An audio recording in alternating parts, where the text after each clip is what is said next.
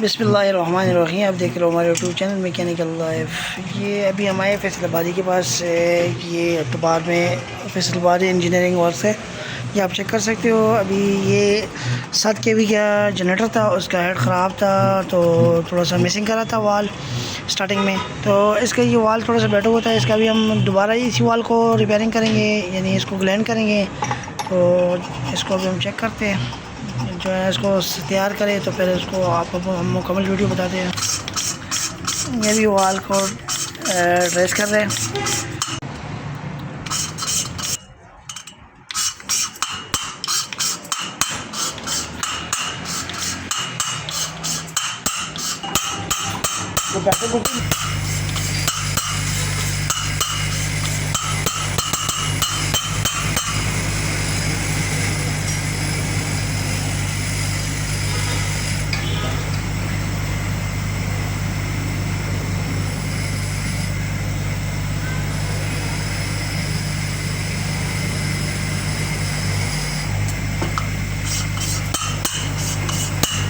और ये वो आदमी ने जब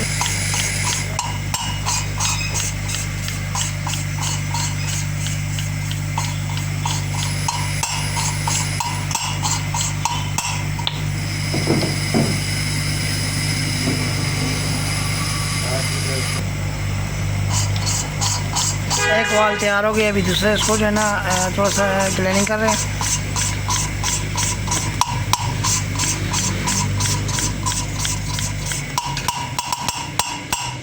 तो